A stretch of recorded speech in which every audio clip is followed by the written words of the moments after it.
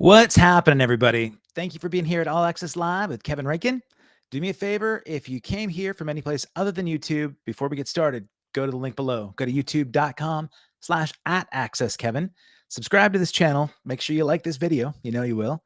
And you can also become a member. So members get exclusive access to certain guests that I only have privy to those folks.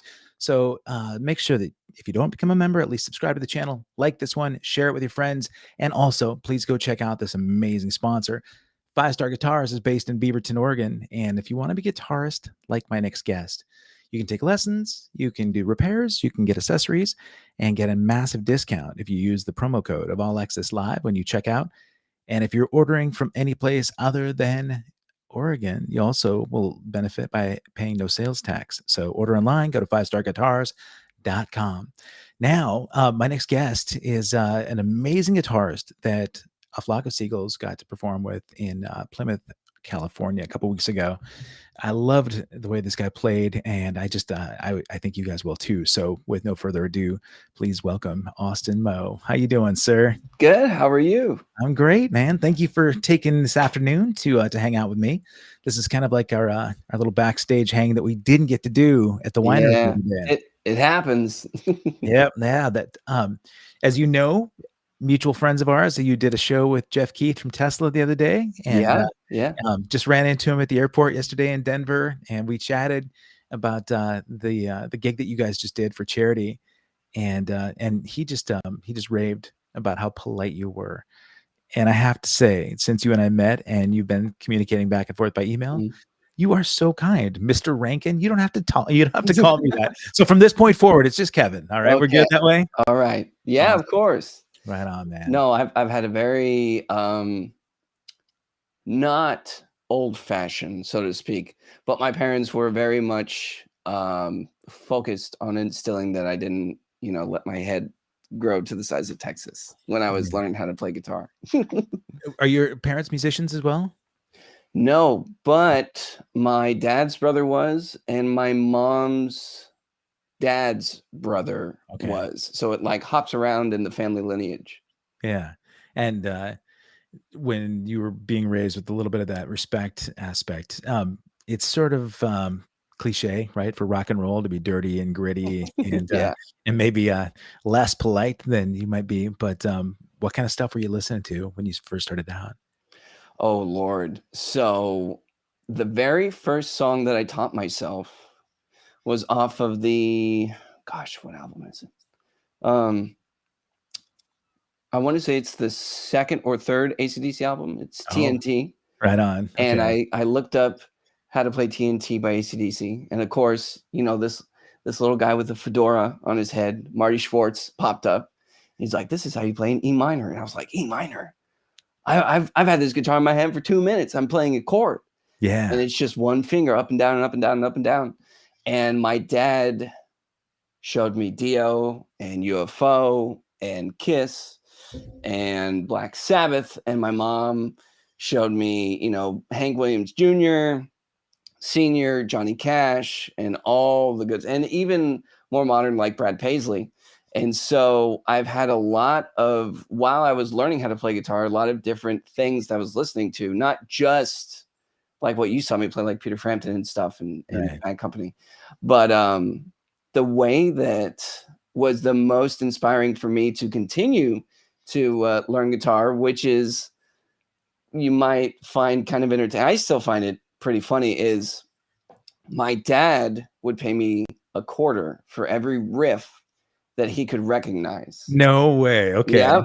So I was incentivized monetarily. And as soon as he saw that was the key, he was like, okay, well, I'll just start going to the bank and, doing $5 and change. And, that'll probably last a couple of months easily. He's not going to want to sit and really learn this incredibly difficult machine. Yeah. Because at the time I was playing the plastic video game, the Guitar Hero. Oh, yeah. And I was getting so good at it that I could do my chores, not look at the TV, and still not miss a note. Oh, so I was teaching myself how to play guitar, just not. You know what I mean? Yeah. Through the Fire and Flames, Dragon Force, right? You got to, all right. Yeah.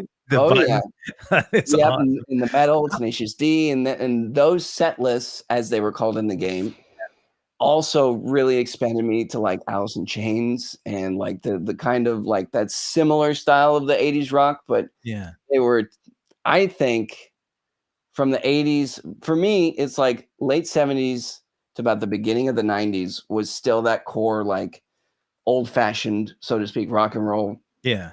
that I've fallen in love with. And once he saw that I was getting so good that I was like doing the dishes and still playing, he was like, "Look, do you want to play the guitar or what's the deal here?" Like professionally? Just in general. Okay. Like, so what's Yeah. your like? I would come home and play this thing for 3-4 hours straight and not do homework. I'd miss dinner. I was just sitting there playing, playing, playing. And I was like, I really don't want to mow the lawn that many times. I don't Yeah. want to do the dishes. I don't want to do the laundry for how much it's going to cost to work off a guitar. So I was like, I'll pass. And so without me knowing, he talked to his buddy and explained the situation. And he goes, you know what? They've known each other for over 10 years or something about that about now. And he goes, I'm going to take you to my mom's house. I want to show you something I've never shown anybody but my family. And dad goes, okay. And so he brought him over and he dusts off this guitar case. And it's originally, and I'll clarify this in a minute, originally it was a 1969 Gibson Flying V. Just the who's who of if you want a V outside of the 58, this is it, right? Yeah. And so he lent that to me for what was supposed to be 2 months. He goes, if Austin isn't playing this, you'll know right away. Yeah. Because if here's a tuner, show him how to tune it. I'll write down the notes in order. And if he picks it up, cool. If not, he's probably going to find another passion. Yeah. How old were you at this point? I was 12. Oh my God. Okay. Awesome. Yeah. So, first of all, I'm going to stop you right there for a second because I see a bunch of your fans in the chat right now, and you guys are on YouTube. So, hello to all you guys. I see Dee Dee and Ellen and Katie and Cool. William Guerrero. Yeah. Props to all you guys. You've got some really cool notes about Austin here in the chat. So, thank you guys for being here. I have to say that if they have gotten here, I'm guessing a lot of these people have seen you play live, right? About half. Okay. So William and Katie are kind of out of state. Nice. But they're super awesome people, man. It's amazing what the internet has allowed as far as what you can create just in general for like relationships with people. Yeah. Because back in the day, it was like a phone call. If they got your number, right, and maybe you weren't totally weirded out by them by, hey, how'd you get this? Right. Yeah. Then they would become friends and all that stuff. Or so I've been told. Yeah. But with the internet, with Facebook, Instagram, and YouTube and all this stuff, man, I have some really great people that I consider really good friends that, once we start traveling, they're first on my call list saying, hey, I'm coming through your town and, let's finally go grab a slice of pizza or something. Right. Heck yeah, man. Okay. All right. So, so I cut you off there in a second, and you were talking about at 12. Dad kind of said, "All right, so if you're serious about this, right, then you're gonna actually learn to tune. You're gonna.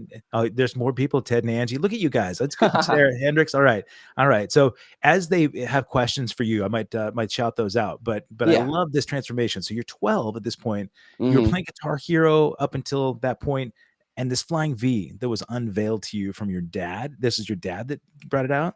Yep. He and his friend, so they're both named Mike. All right. My uncle Mike came over with my dad Mike, and not to get all confusing, but he goes, hey, so I'm lending this to you. This is what has it. And he at the time he spoke a foreign language to me. He's like, it's got jumbo frets, the tuners have been replaced, the pots have been replaced, the pickups, their bridge is original. The neck isn't, and I'm just sitting here like, cool. I don't know. Right. Like I at the time that language wasn't even close to in my dictionary. You bet. So I was like, all right. So the more and more riffs that I got, the more money that I got from my dad, quarters, I would save up and I'd go down to 7-Eleven, I'd get myself a Slurpee, what have you. So then he goes, okay, so now here's the challenge. It's now going to be $10 a song for the whole song, not just the rhythm or you got to get the leads too. You got to get the leads. Yeah. Oh, wow. Okay. So nice. the first song that I did was Living After Midnight. by All Judas right. Priest. Yeah. And that's just E minor. It's super fun. And, Yeah. I didn't know what I was doing at the time, but I was just getting into, my dad was like, okay, there's a turning point happening and I'm going to run out of money. So he goes, so what do you want to do with this? He asked me this a lot throughout me just trying to figure it out. And I was like, they have pictures of me when I was 3 with a plastic toy guitar Okay. and a little microphone. And if you scroll hard enough on my parents' Facebook, you can find it. But I'm not just gonna, that's for them to find. It's a pretty embarrassing photo. I'm sure. However, I go, well, I think I'd really like to do this. And my dad goes, well, what do you mean? I go, well, that album that's in the hot rod, which is Frampton Comes Alive. He goes, yeah. I go, I want that. That's what I want. That giant crowd and music. I go, that's it. He goes, okay, so do you want to be a guitar player like Slash? Or at the time I was heavily obsessed with Stevie Ray Vaughan. Yeah. And he goes, do you want to be Stevie Ray Vaughan? I go, well, I want to be like Stevie Ray. And he goes, okay, so what is the difference between you right now? And mind you, I'm like 13, 14 right now. So I've been playing a couple of years, still fumbling around, not knowing my keys, not knowing the notes. And but I was still, I could fake it enough. Yeah. And You'd never played with any other musicians at this point? You're just no. all right. No, All I right. was just jamming by myself in the living Yeah. room. However, it felt like I was, because my dad had a Harman Kardon system from the 80s that was developed and designed to be in a nightclub for 2,000 people. Nice. So he bought this, and when he was shopping for a system for like home theater, he was going to buy one that was rated for a club of like 5,000 to 8,000. Oh my God. And this dude, the home theater rep, wherever this is like late 90s. This is a little bit before I was born. He goes, what kind of club is it? And blah, blah, blah. And my dad goes, what do you mean? And he goes, well, this system is rated for like a giant night, like a Vegas style nightclub. So I just want to get a gauge for what we're dealing with. And my dad goes, it's going in my living room. We have, it's a 500 square feet area. And the dude goes, dude, you're going to get arrested with how loud this system is. And he goes, yeah, the cops can come over and rock out. That's awesome. So he went for the one below it, but it was still 1,000 watts. Wow. And the way that the volume knob worked was from negative infinity to 0. So it goes negative, negative, negative, and then 0, and then positive 20. Right. So I would put in headphones and write it at like positive 10. So I'm pushing throughout the neighborhood, and my amp's on 10, probably like 500 to 600 watts of music pounding to my chest, because I needed the kick and I needed the bass to figure out what I needed to feel it like a real band. Yeah. And so by this point, circling back to the conversation of Stevie Ray or Slash or whatever, I said, I'm not quite sure what you mean by what's the difference between what Stevie does and what I do. I'm like, I can play kind of like him. And he goes, yeah, but he's singing. And I was like, okay. And he goes, in order to make yourself stand out, to be more of a definitive artist, we need you to start singing. And I was like, I don't know. Because at the time, I was really, really scared. I'd go to open mics and I'd bring my half stack, and they would let me play 2 songs. I'd look at the ground because I was really, really timid. And like, it was just a stage fright kind of thing for a long time. Sure. And I'd go home, I'd have my 15 minutes of fame. And that's kind of how I was getting used to being on stage in front of people.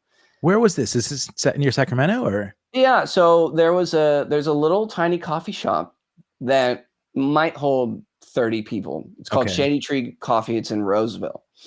And I met the hosts and I signed up, and they go, okay, well, what's your rig? And I pointed to it. My dad was lugging it in, and they're like, oh, dude. In a coffee shop. Yep. Yeah. And he goes, if you want to bring this, you have to come and load in with us. And then we'll watch your gear. You don't have to stay here the whole time, but we can't have you, set up for 30 minutes. Right. And then go on. That's just not cool to the other people. Sure. So we started to do that. And then I started to try and sing a little bit, but it just really wasn't working out. And then I ran into this kid at Guitar Hold on a second. You said it didn't really work out. All right. So in the beginning, Yeah, but there are people here that are watching, some musicians and some not. You Hmm. said it didn't work out. Was it because you were trying to play guitar and sing at the same time and it kind of fell apart? You fell on your face?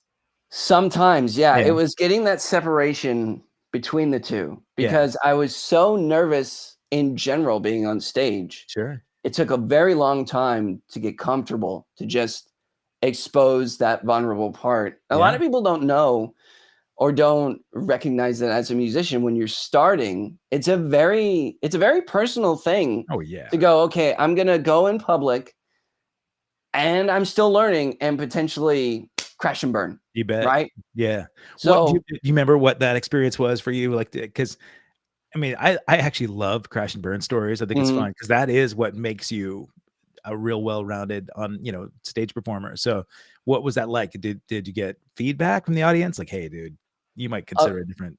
well, so it was actually from my band members. Okay.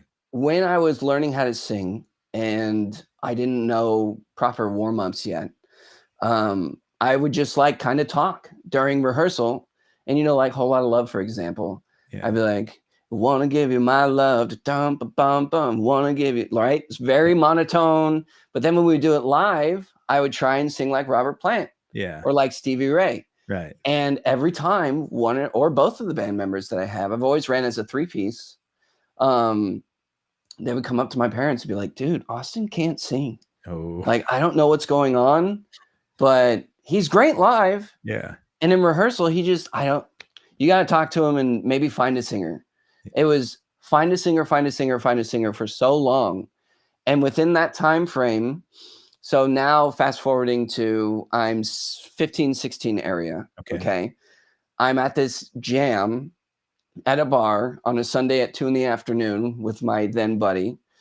And this kid had been playing professionally for like 5 years. So he's just all over, up and down the neck. And I was just starting to understand how to visually copy somebody on the guitar. Okay. So if I could see behind him, he was like, here, I'll give you my guitar's right here. All right. This So is from great. behind, I'll try and do it this way. Like I could see him right here, right? Yeah. So if I heard a higher string, I would try and mimic it like, so let's say he was doing this.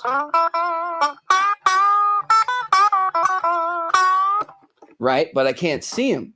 Yeah. So now I'm trying to figure out, sorry, I'm just adjusting something real quick.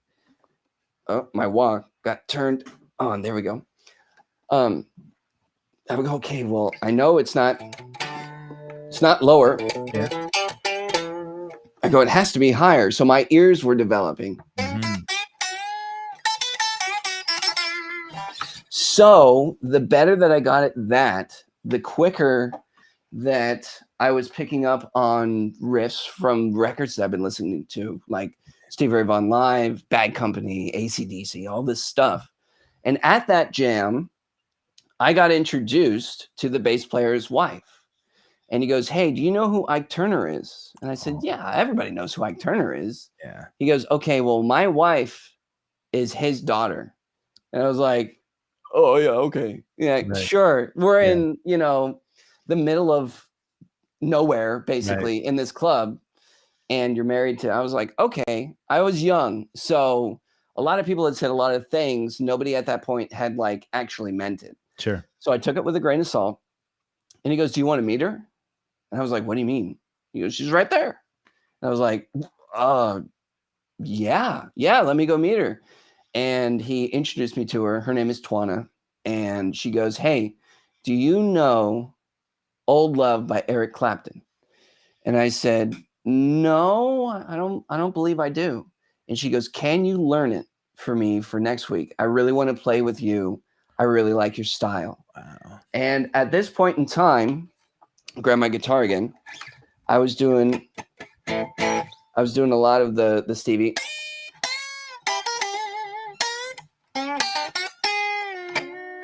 All those bends, those really,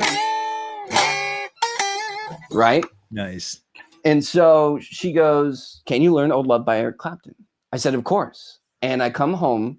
My parents weren't there. This is the one time they didn't show up to this jam. Oh no. And I go, Mom, I'm going to be playing with Ike Turner's daughter. And she goes, yeah, okay. And I Yeah. go, no, for real. She was there, and she wants me to play Old Love by Eric Clapton. And she goes, okay, well, you better learn it. So I learned the song. We play it. My friend and I, You go my home to friend your learned. dad. You go, Dad, before I learn it, I want $10. Yeah, exactly. No, it was 20. Oh, all right. So I learn it, and she pulls me aside and she goes, I'd really like to help you. I hear a lot of my daddy when you play. Wow. And So I said, well, you came in, but you performed it there with her for that yeah, show. yeah. Oh, It's I think it's still. don't gloss over this. I mean, this is a big deal, right? So were you just nervous as hell when you get up on stage? Oh yeah. Yeah, all Yeah, right. I Yeah. have it. I have it on video. I want to say it's still up public on my YouTube channel. Awesome. And it's my friend and I. He had learned, like, we both learned the rhythm, but we were so young, we were trying not to overstep on each other. So sometimes I would play like the little riffs, sometimes he would do it, and so on and so forth. And so she goes, I want to say she met my family. I can't exactly remember what happened, but I think she got in contact with my parents, and she goes, hey, can you bring Austin over? You're more than welcome to bring your whole family. I want to dig up some old VHS tapes and show you how daddy used to play for me when I was a kid, when I was closer to his age. Wow. And we were like, oh my God, like this is getting kind of surreal. Yeah. And so we show up, and she's got the videotapes all ready to press play. And we kind of like hang out a little bit. She clicks play, and it was almost identical to how I was currently playing at the time. Wow. Phrase for phrase, note for note, the idea is the thought process. And so she goes, this is what I hear, but there's already been my daddy. There's already been Stevie Ray Vaughan. There's already been Eric Clapton. We need to hear Austin. So I want to help you develop you as a guitar player and as an artist. Do you sing? And I said, well, kind of yes and no. My friends say no. Yeah, exactly. My band says no. Right. And so she goes, well, I want to help you with that. So during that time, I would go to this jam, and then there was another jam on Wednesdays that people who toured all over the world, like the whole continent, would come in, and they'd be like, well, okay, so this bend right here, when you did this, it needs to go all the way to this note. You were just flat, just a little bit. So I surrounded myself, not intentionally, but I had the amazing opportunity to play with people who had been in the Isley Brothers and who just walked into the bar. Yeah, and this Twana's husband was in Ike's band for a number of years. That's how they met. And just incredible musicians, people who should have been, in my opinion, bigger than some of the people who we think of as like gods for guitar. Yeah. In my honest opinion, I've seen just mind-blowing musicians, and there was like me and my dad, and that was it. Yeah. The whole night. And so when she was showing me how to sing, she goes, okay, well, I'm gonna do what my singing instructor did when I was a little girl in elementary school. She goes, now that I'm not gonna push hard, but what you need to do is you need to take a deep breath and make sure like your shoulders rise up with air, and then push as much as you can with your diaphragm. And I was like, I don't know what a diaphragm is. And she goes, well, you know when you have to go really bad and you just can't, but you're really, like you're really squeezing? And I go, yeah. And she goes, that's your diaphragm. So what I'm going to do, she goes, this is your stomach. I'm going to put my fist into your stomach and I'm going to push. But I don't want you to let out any air, or try to let out as little air as possible. This is how you sing correctly. And the more that you develop this muscle, the easier it'll become for you to start to sing and develop your voice. So she taught me a lot. And I was in her band from the time that I was about 15 till about 18 and a half, 19 area. And through these years, I got to hang out with the Hendrix family through her. I got to hang out with Norman Greenbaum at his house. I can't say where because, for privacy reasons. But that night, talking about hanging with Norman, we show up to his house, and Twana had invited me because her band was playing there. And my dad goes, "Oh my God, do you know who that is?" And just some dude walked by. And I was like, "No." He goes, "That's the Isley Brothers." And I was like, "Okay." And so he pulled up one of their songs. I was like, "Oh my, what?" I go, "Where are we?" And he goes, "I don't know. Let me go ask this guy." And this shorter gentleman with really long, like platinum white hair and a little tiny fanny pack, all tie-dye, everything, walks up. And we're like, "Hey man, we're here with Twana, blah, blah, blah, blah, blah. Where should we go?" And he goes, "Oh, well, I'm Norman. Nice to meet you." And we're like, "Oh my God, we blew it." We just totally like didn't even realize. And he was so nice. He was like, "You can bring your gear this way, and Twana's not here yet, but if you want to come and hang out inside, it's kind of hot out. Let's go grab some iced tea or something." And so literally the whole night we just hung out with Norman Greenbaum, and his song "Spirit in the Sky" has been my and my brother's favorite forever. And we brought my brother to this party, and he was just like in shock that he got to meet, this guy. Because as a kid, even if you're not musically inclined, like you love music, it's a natural thing for people. Yeah. But I don't think it's a thought that, oh, I would love to meet him someday. Right. And it just so happened that it was kind of a right place, right time scenario. And when I showed up and throughout all that night of music, and Twana and I, we played Stevie Ray Vaughan, we did Old Love, we did some Ohio players, just a bunch of good stuff. Just you two together? Well, she had a band. It was her backing band. Awesome. And she wanted to do, have you heard, or do you remember this song called "You Got the Love" by Shaka Khan? Of course, yes. So her guitar players were having a really difficult time playing the main riff. Let me see. And the rhythm of it is your hands going, right? It's kind of like a train. Yeah. And so she goes, "Can you learn this song for me? My guitar players are having a really hard time with this intro." And I go, "Okay." So I listened to it, and I found the notes, and I was going, the way that I used to teach myself songs is I would go from the 1st fret to the 12th fret on every string until I heard the most common tone or the most similar note that was in the beginning. So I go, okay, that's one of the notes. So it's got to be something like, but that's not all of it. There's a bend somewhere, right? And so I was listening to it, and eventually I started.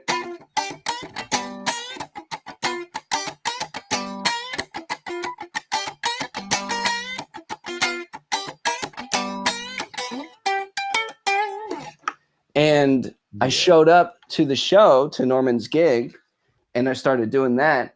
And she was like, "Boy, we're going to have some fun tonight." Yes, sir. Oh, that is so funky. Oh my Yeah. God. That's I love awesome. that song, man. It's the easiest, hardest sound. Well, hold on. Let me rephrase that. It's the hardest, easiest sounding riff that I know. And whenever somebody comes to me, like the pros in the area who are local to the shows that I do, the bar gigs, and they go, what song can I teach myself to like bump my hands together? Like, what is a really challenging one for you? I go, "Dude, you have to look up this song. It sounds way easy, but oh my God, is it hard?" Can I ask you something? I mean, you mentioned that to these other guys, but from what I'm hearing you say is that you went out and you researched these parts, but were you not taking professional lessons at all? No, None. No formal lessons? no. Technically, I took 2.5 months of lessons because I was going to go to Nashville with this country chick, but it fell through. I got the gig before I left her driveway, and then nothing happened. Nature of the business, man. Yeah. So you took like 2 months of lessons to prep for that tour? Yeah. Okay. It was something. It was very modern pop country. So it was just G, C, and D, which are guitar chords for the non-musicians in the chat. But you had to have a capo, and it had to be everywhere. I was hopping around that thing at the audition like a freaking bunny rabbit, man. Yeah, I'm sure. And for that reason, that's why I had the lessons, because I was very much funk and blues up until this point. And so when they brought up, okay, well, here's this audition, there was Jason Aldean, which is basically classic rock, but with a Southern twang. Sure. But there was, I'm trying to think of, there's a group of women. It was a female-led group that I was auditioning for, the Pistolantes. Okay. And a couple other people who were like pop rock, basically.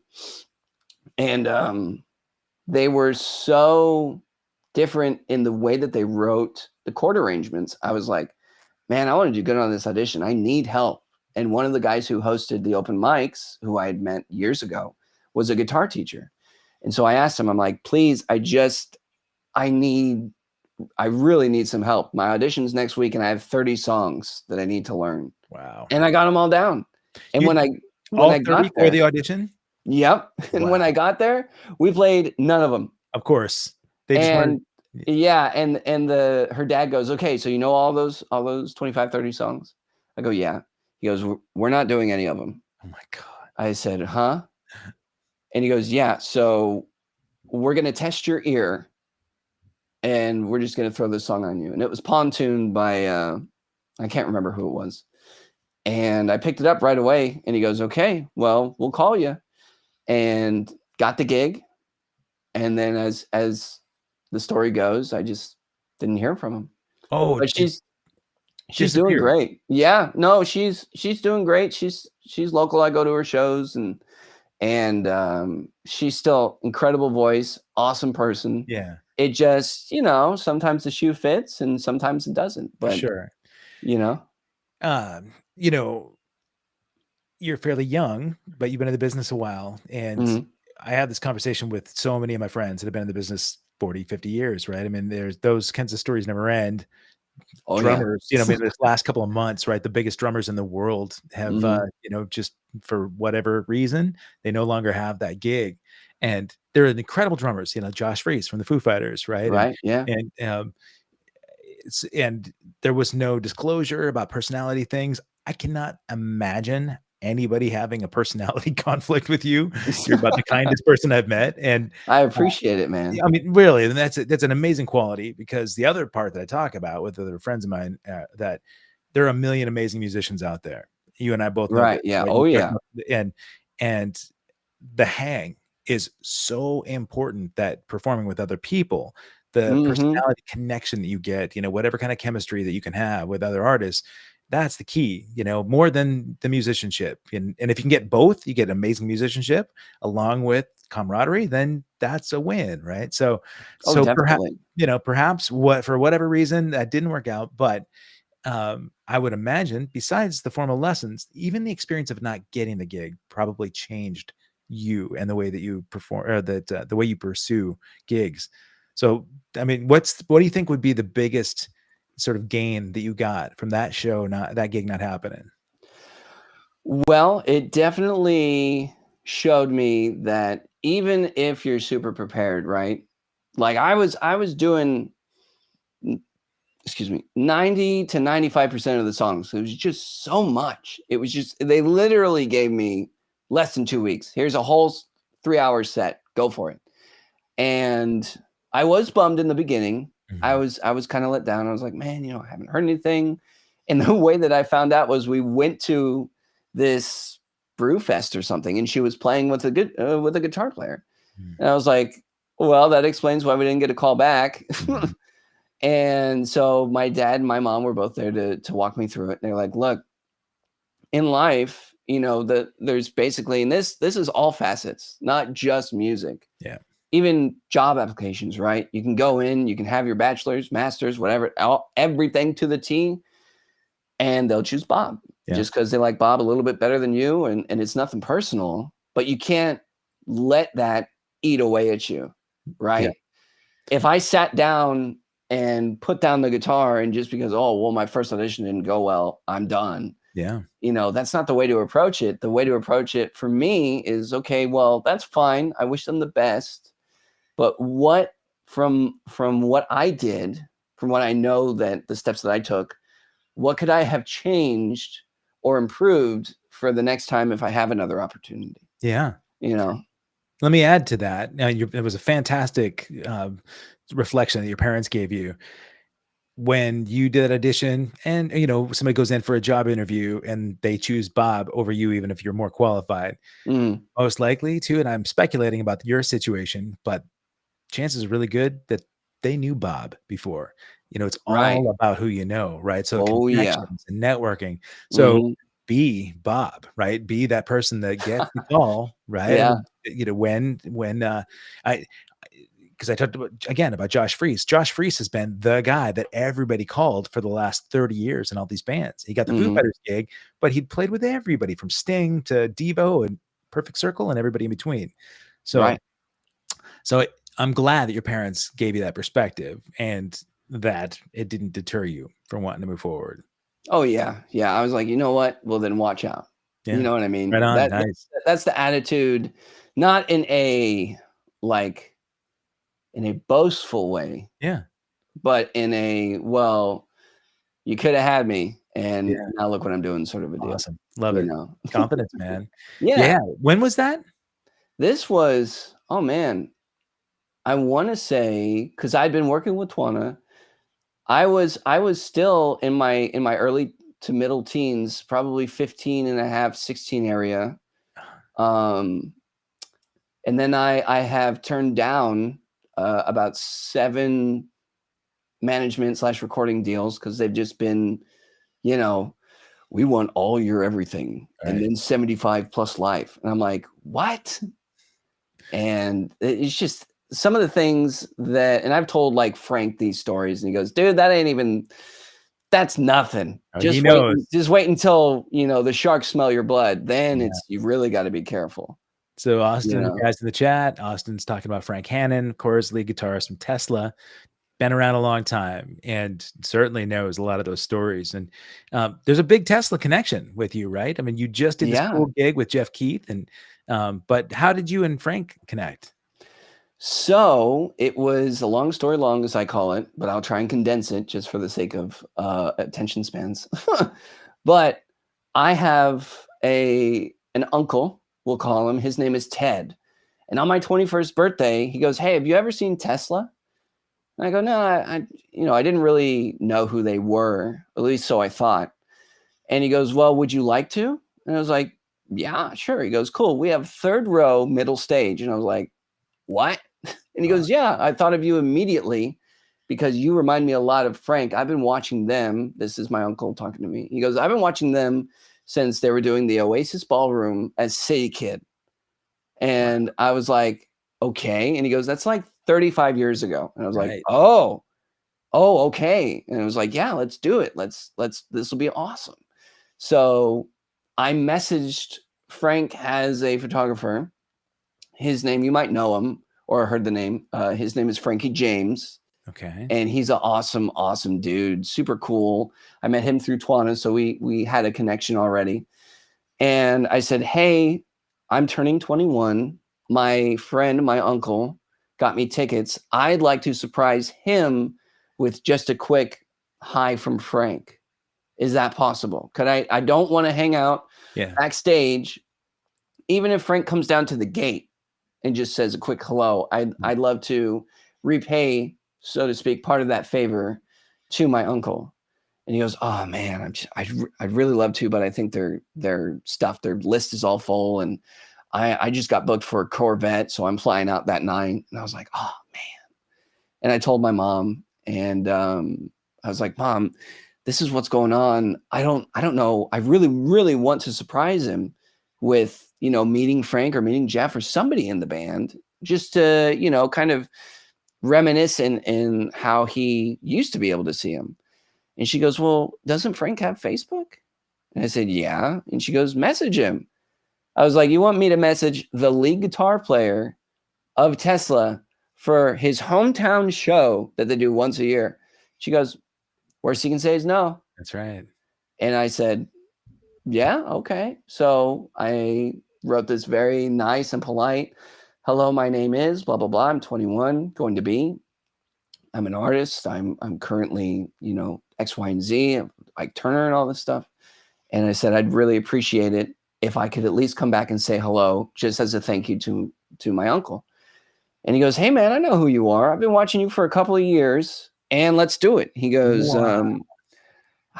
give me your driver's license, how your name on it, and how many tickets do you want? And I was like, oh, we have tickets, but I just wanted to come back and say hello. And he goes, no, yeah, how many backstage passes do you want? And as a clarification, just so people don't think that like this, it sounds kind of scripted a little bit. This is me basically cold calling him, never talked to him, never been close to him. I saw him one time. We have a local venue up here called the Boardwalk. Okay. And somebody pointed out, they're like, oh my God, that's Frank Hannon. And I was like, okay, I didn't know who Frank was. And he said, yeah, come on back and let's hang out. I'd love to meet you. I'd love to meet your uncle. Let's do this. So we show up. It's the day of the show. I surprise my uncle. We go to Will Call. We get all the badges. We walk backstage and there's nothing. And there's a bunch of trailers outside. This is the outdoor venue.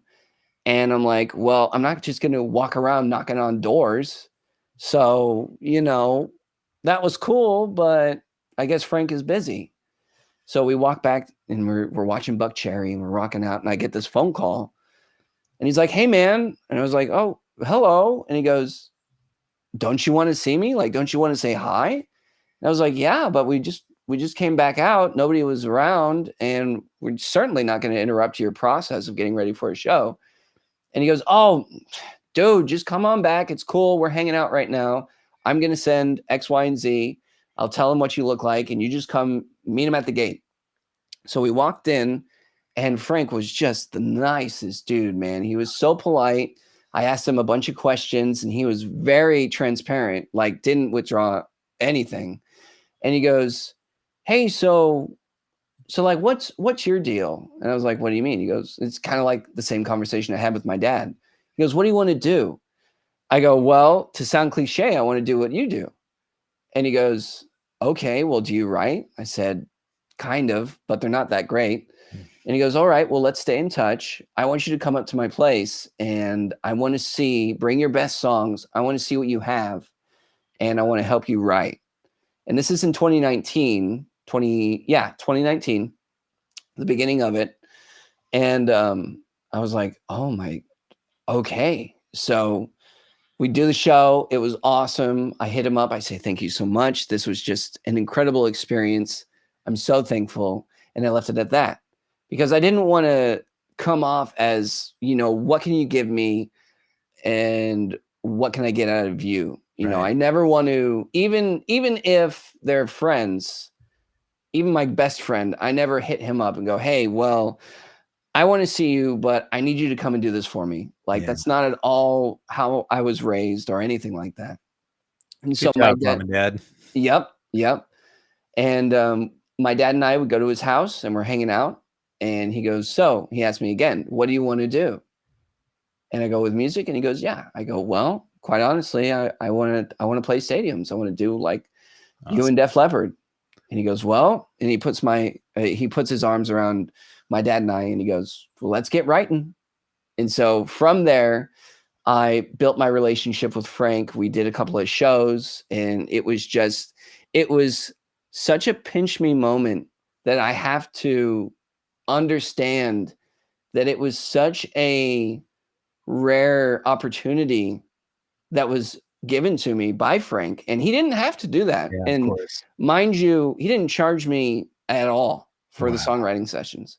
We did some work on his farm, but he easily could have charged anybody like, a $5,000, weekend getaway at Frank Hannon, whatever, masterclass, and it was such a vital thing to even just be around him and talk about music. Because he, from where I sit, I always hear, after working with him, where Frank has infused himself into the songs that they write.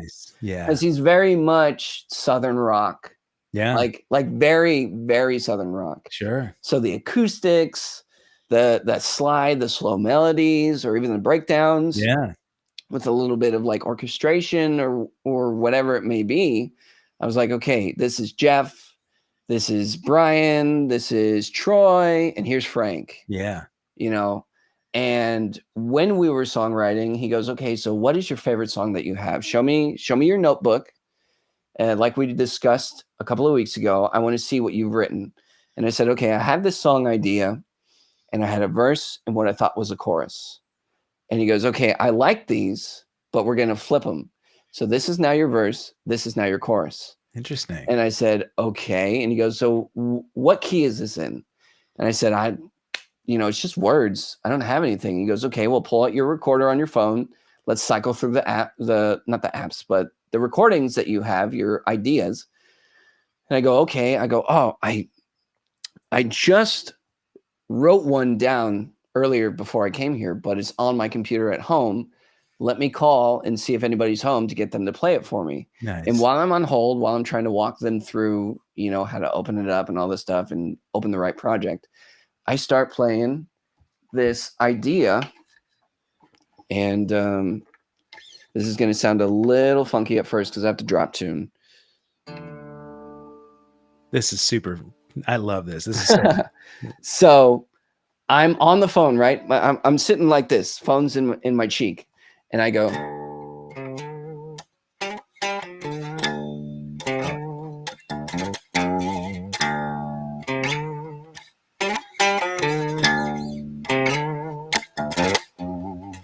And I was just not even thinking about it, not even like intentionally playing something. I was just in drop D. Yeah.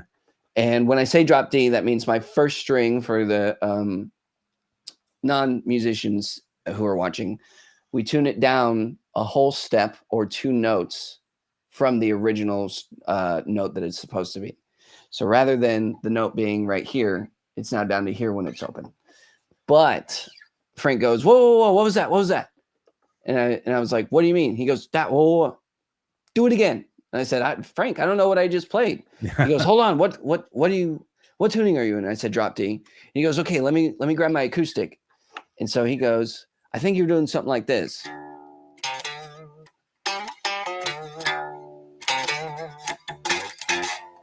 And I was like, oh, that's awesome. Yeah. He goes, well, you just did it. And I was like, okay. And he goes, okay, so let's build from that. And he was quizzing me.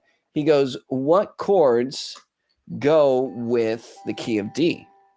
And I said, I'm not quite sure, because we had just started songwriting.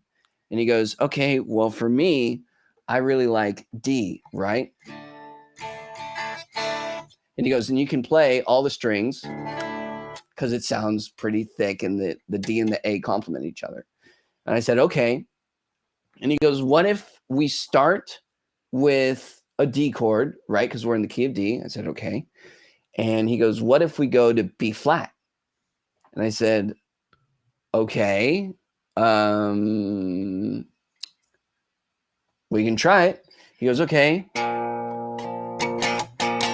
And then he goes, well, where could we go from here? He was showing me his thought process in real time without me quite understanding just yet as to what was going on. Sure. I only figured it out afterwards. Yeah. And so he goes, okay, from B flat, let's try C.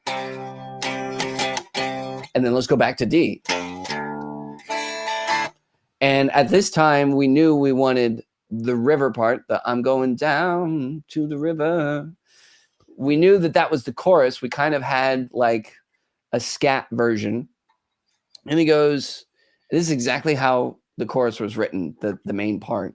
Frank goes, I'm going down to the river. I'm going down to face the truth. He is found by the river, so take me down. And I was like, goosebumps immediately. And I said, Frank, that's it. And he goes, okay, now we're getting somewhere. Nice. And so I probably spent almost a week straight going to his house every day, and we would just chip away. Wow. And each individual section we were like, oh my God, this is just getting better and better and better and better. And we were like, what's the main message for the song? And I said, well, being that I was raised in the church, Christianity, I said, it's about a guy down on his luck and he's getting baptized. And out of that, he's, it's basically like a rebirth and almost like a resurrection type of vibe. Okay. And he goes, okay. So what symbolisms can we use in order to display that, like in our words? Sure. And I was like, well, there's a lot of people like in the church and their testimonies and stuff, they'll say that they have a heart of stone. And then once they came to Christ, it was like broken. And finally, they were rid of whatever that was. And so part of the song is like, well, my heart of stone, it turned to sand. And then the next verse or the next line is, he crushed my disease with his hands. So what I wanted to, even if the people were just listening to this song without the music video, I wanted them to like mentally conjure up, somebody who's very rigid or going through a very, very rough time. And then Jesus is coming in and kind of taking them out of it. Wow. Yeah. And this is the first song that I tried writing with Frank. Okay. And he goes, hey man, and this is just on an off day. We were at a pizza chain local to his place. He goes, so this God thing. I go, yeah. He goes, what's that about? And I was like, what do you mean? He goes, what has being a Christian for you done? Like, I know people like it. I haven't written any of this style of music before. And I know you grew up in the church. And, I'm just curious. And so I kind of got to like preach to Frank a little bit. And it was really cool to just have that kind of, like, it was the rawest conversation that I've had with him ever. And it's something that I won't ever forget. And he was just so like curious about it. And I was like, yeah, man, it's, for me, it's one of the greatest things that my family gave to me as a gift, being raised in the church. And, I'm not perfect. I've slipped up, as do a lot of people. Everybody. But everybody through, asking for forgiveness and stuff, I've gotten way better over the years. And, it's not about the main thing that pops up, at least for me, on social media, like TikTok, Instagram, and stuff. There's one of two themes, which will be Christians are supposed to be perfect. If you mess up, that's it. You're done. Say goodbye. You're not going to see your family in heaven. The other ones are, Christians are always so X, Y, and Z. This is why you should avoid them at all costs. And for me, being somebody of faith, I don't care whether or not you're religious. I don't care whether or not you voted for him or voted for her or whatever it is. Yeah. If you're treating me like a decent human being, I'm going to treat you and match you with that respect. Moral code, you bet. That's golden rule, man. Yeah. And it's something that, like, I've met, names out of it. I met some really, what I thought on the outside were really cool people. And then, once the mask was off, it was like, oh my, but, sure. I've also witnessed the opposite, playing in bars for as long as I have. I've seen some really, beaten up looking characters, and they were just the nicest people. Of course. So for me, I don't judge on how you look. I'm more of a, what's in here, and how are you treating, your inner circle? Yeah. That's what I attract, or that's what I want to attract.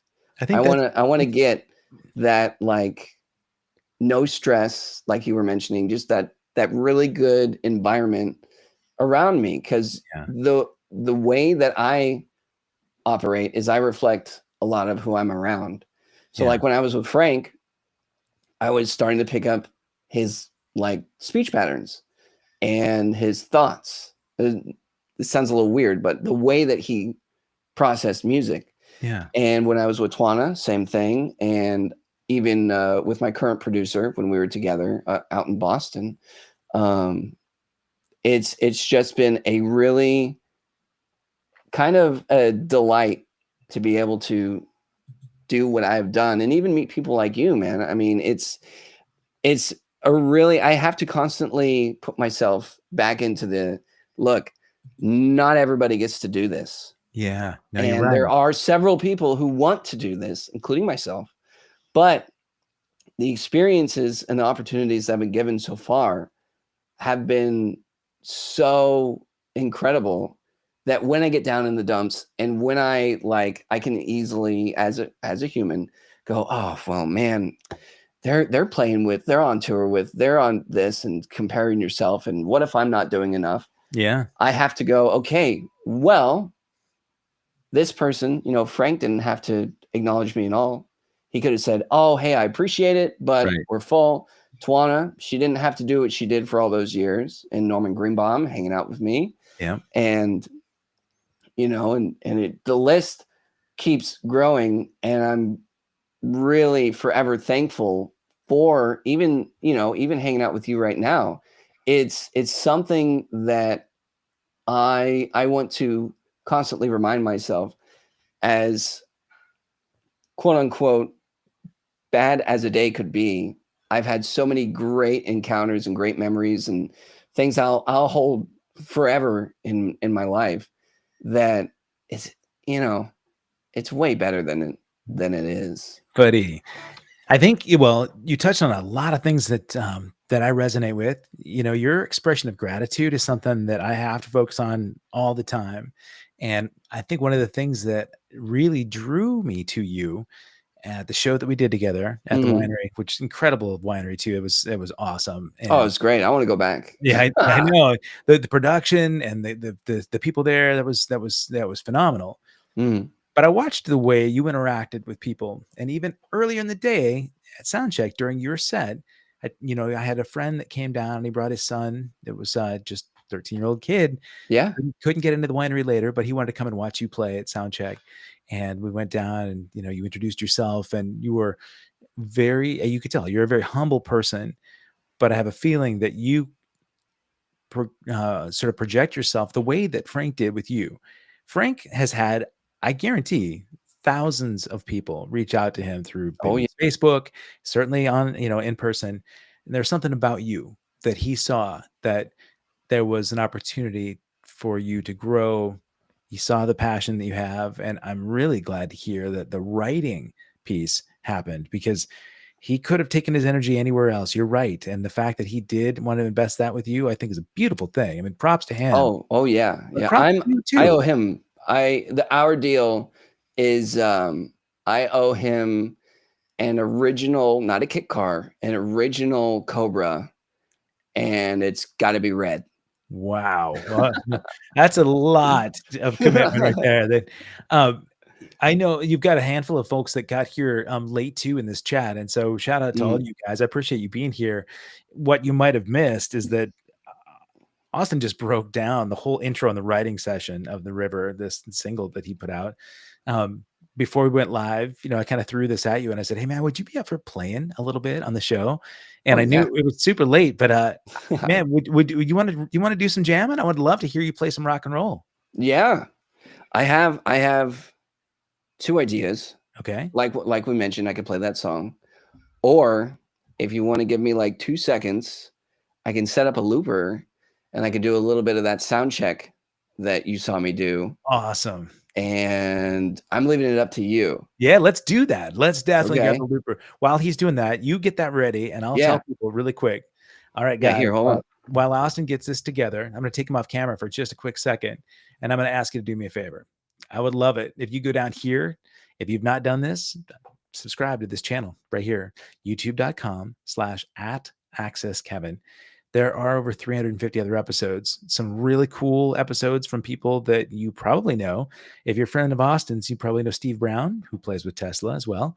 Steve's been on the show, and amazing guitarists, all the way from Mike Stern, from the Dixie Dregs and Miles Davis's band, and that goes on and on. But we've also had tons of rockers. We've had lots of blues and jazz guys. So subscribe to the channel, go back through and look at the rest. And now I'm gonna take myself, when I've got Austin on here, I'm actually gonna take myself off camera so that he can do his thing, and I don't want to obstruct or distract it. So and shout out to, boy, I love this. Yeah, William Guerrero. Yes, he's amazing, as is Austin. And Sarah, yeah, sorry to keep you waiting. I was excited to sort of throw Austin at this. So before you do the looper thing, I mean, people have probably seen like Ed Sheeran do his looping, right? So you start with one sort of riff or a sample. Sometimes you can do it with different instruments. And, Right. So are you going to be doing multiple instruments, or are you just doing it loops with your guitar? Well, if I have it set up, I'll be doing loops with my guitar, but I am going to be, hold on. Just want to make sure that I have my bass ready. Oh, nice. That is awesome. So yeah, this thing, I have like a little miniature Helix, which is a multi-processing guitar pedal. It's got thousands of pedals in it. And I believe I have the looper set up.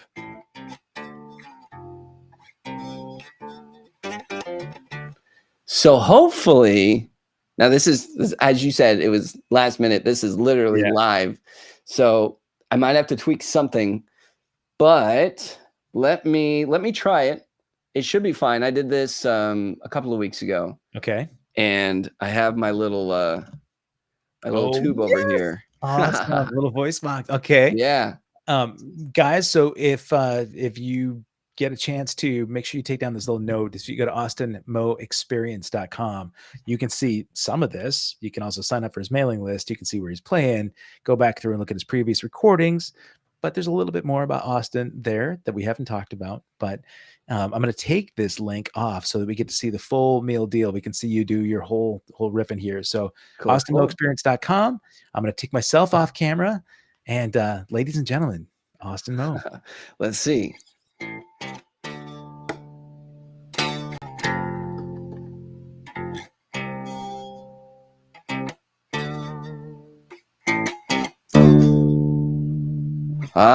Okay. So we're almost there. But if you want to come back. Yeah, you got it. I'm here. Right. Yeah. Just 1 second. Hold on. Yeah, no problem. And so the beautiful thing about going live, and here, I'll just change this screen up so that we can see a little bit more of both of us. As this tends to happen when we do live things, I mean, you got to be willing to sort of punt and figure out technology issues on the fly. Sometimes with live streaming too, we'll get hiccups in the internet. This just happens to be that I literally threw an idea at Austin just to play live last minute. So I love the fact that he's still able to and willing to troubleshoot while we're on the live. And if you didn't get the opportunity to check out, and you're a guitar player, like I said, amazing guitar shop, 5-Star Guitars is this wicked guitar place in Beaverton, Oregon. They've got a massive collection, tons of accessories, and you can do online lessons as well. But if you go to 5starguitars.com, when you check out, you can use this promo code of All Access Live, and you save 15% on top of the fact that there's no sales tax outside of Oregon. So save a bunch of money, support them, and then work on your looping so you can track stuff like this. Yeah. Okay. You ready? Let's see. Well, take two. All right, here we go. Do it. All right.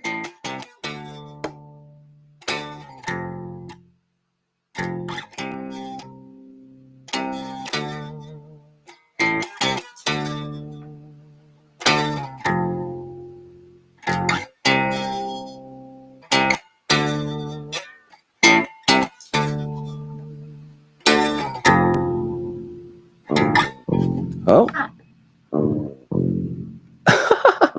Okay. That's even more fun. Look at that. That's the bass player that showed up and he hadn't learned the parts yet. Yeah, right? Okay, hold on now. We'll try this one more time, but if not, we can still talk about this thing. Yeah, sure. Okay. Take 3. Third time's a charm, I hope.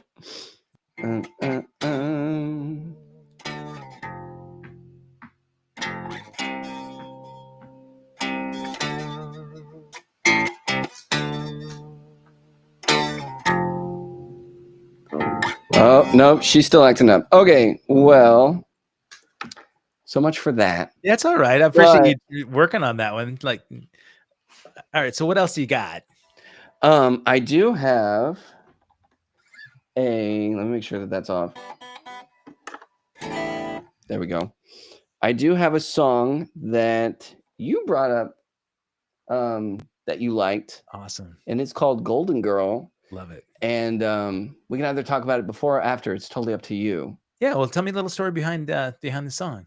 Okay, so usually the subject matter is like with this song, when people write something like this, it's like they're in a relationship. They're just so over the top, like, you know, the rose shaded glasses. Right. Nothing else matters in the world. That's not at all the case with this one. Okay. So I woke up in the middle of the night, 3 a.m. I really had to use the restroom, and I heard this song. And mind you, at the time, I hadn't been in a relationship before, and because I was focused on my music. So I heard this song, and I just heard the chorus. It was just, sweet as honey, and you love everybody, yeah. Oh, you're my entire world. Right? So it's just very, very like meaningful, just all about love to a woman. And I'm sitting there in my bed and I go, man, I don't have these thoughts. I don't think like this. I'm a guy. Like I don't have any like women that I feel about these words. Uh-huh. And I'm just like, I'll forget about it. So I laid back down and I'm tossing and I'm turning and I look at the clock and this is 3 a.m. It was then 4 a.m. and I still couldn't get it out of my head. So I said, forget it. I'm going to bust out my acoustic. I'm going to click record. And I had all the words, all the verses, all the choruses, just like that. Wow. Basically in order. No kidding. Yeah, I very, very lightly changed as far as the words go and the orchestration, how it was. And it was at first the least favorite song that I had written that I went to go and record in Boston because I was like, man, I was in that mindset. I was like, I don't have anybody like this. So I'm like, I'm singing a lie. Yeah. You know, like I don't feel right about that. And by the end of it, I was like, you know, this is a really awesome song. My producer, Joe Merrick, out of Guilty Dog Studios in Boston, it just transformed it. And I was like, this is gonna be. I wanted my EP to be called Golden Girl, but I was like, you know what, that might give the wrong impression. You know, like they might think it's more of a pop record than rock and roll. So that's why we went with the Do or Die thing. Right. But did that producer, how much impact did that producer have on sort of arrangements and kind of reworking that song? Or did you just present it and did they just engineer it the way that you brought it? Well, so the thing with Frank and the thing with my current producer, Joe, is I would bring them an idea, right? Let's use like ice cream, for example, because I'm a glutton. So I'd bring them like vanilla ice cream, right? Frank would go, okay, well, I like Oreos. I like chocolate chips. Let's do some mint. Let's do some chocolate, sprinkles, and whipped cream, right? I would then bring that to Joe. And this happened with Golden Girl. Frank and I had worked on it a little bit, but then Tesla went on tour for like 2 years straight or something. And Joe goes, okay, this is a nice Sunday, but have you ever had anything imported? And I'm like, huh? So then he goes, okay, let's change the Oreos. Let's put in this, let's put in that. And it was, by the end of it, it was like we were co-writing the song together. And every time that he would send me an idea, I was like, this ain't even close to what I thought it could be, in the best way possible. Yeah. And so we ended up doing a 50-50 split for the songwriting, and rightfully so, because without him, I mean, the songs were still great, but he just stratosphered it, man, like none other. And I'm really, really like still blown away by it. I love that analogy. And it's interesting that you got to this point where you were willing to give up some of the creative control, because a lot of times artists just they're so committed to their idea that they won't see another person's vision at all. Right. Yeah. And I would imagine working with Frank probably really helped you go in the studio that way. Yeah. Oh yeah. Sorry. So we're going to get to hear Golden Girl. Do we get to hear it with full backing track of the band as well? Okay. Yeah. Awesome. Well, then I'm going to take myself off camera, and what I'm going to do, you guys, is Austin's just going to play us out here. When he finishes up, we'll wrap it up. So one more time, if you don't mind, go to austinmoexperience.com. Make sure that you haven't done that. Make sure you bookmark it. And let me get it right there. There you go. austinmoexperience.com. And make sure you subscribe to this channel. And then follow him. I want to know the next time, when do we get to see Austin Mo play again? So we're actually playing on this coming Saturday. It's a local fair. It's called the El Dorado County Fair. Right. And we have a day one. So we're doing 11:30. It's 3 sets. I think it's 11:30, 12:45, and like 1:45 or something like that. Okay, right on. If you got here, folks, if you get here and you watch this video or you listen to the audio podcast and Apple or Spotify or any of those things, he's talking about June 15th, this coming Saturday. If you want to go out and see him and we've passed those dates, make sure you go to austinmoexperience.com. Cool. Now with that, I've got my brother here. He's going to do a little bit of Golden Girl, and I'm going to disappear. Thanks for being here, everyone. All right. Let's open this. Should be good.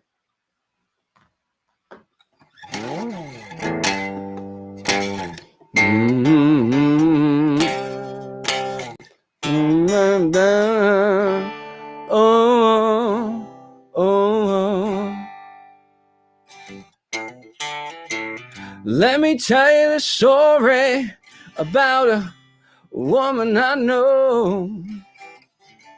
It comes to her, she's got it all. She can rock all night, yeah, and party every day.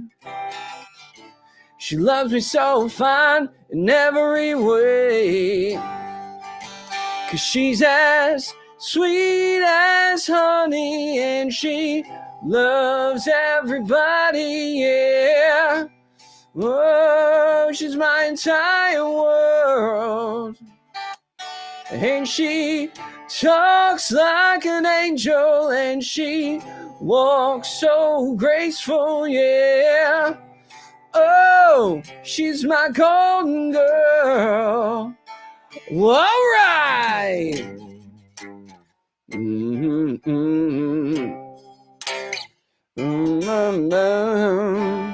Oh, oh, oh. Everybody that knows me says I've got it all. She's my flower child, I love her so. Now this beautiful woman is with me every day. All my friends know how much I say. She's as sweet as honey, and she loves everybody, yeah. Oh, she's my entire world. And she talks like an angel, and she moves so graceful, yeah. Oh, she's my golden girl. All right.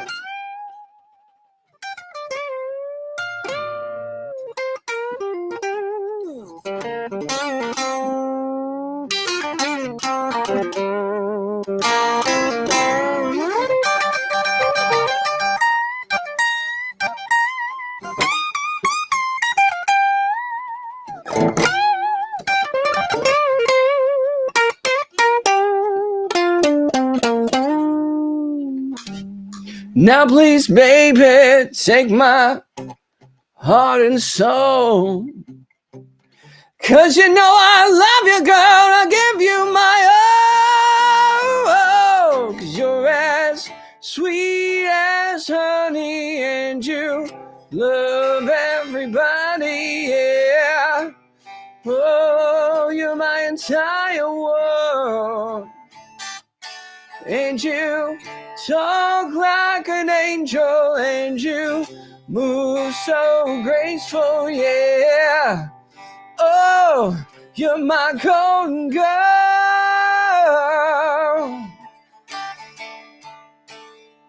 Oh, na na na na na na.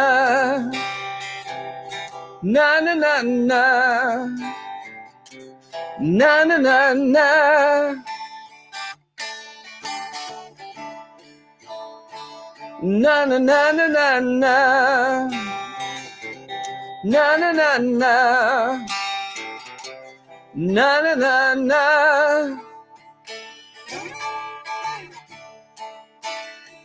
Na na na na na na. Na na na na. Na na na na. Na na na na.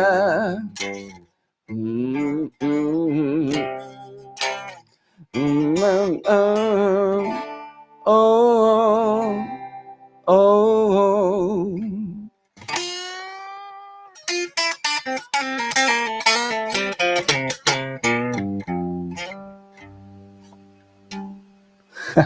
Awesome, man. Thank you so much, brother. That was killer. Thank you. Thanks for having me. But yeah, next time we do this, we're going to do it backstage where I can hear you play this with an entire choir of people singing that big na na na. Oh, part. yeah. And Yeah. that was beautiful. Thank you so much. And thanks for having me again, man. I appreciate it. all of you guys, if you're there in the chat, if you haven't already done so, go to austinmoexperience.com. Make sure you subscribe to this dude. There's the link right there. And yeah, thank you again, man. I look forward to seeing you soon. Yeah, likewise.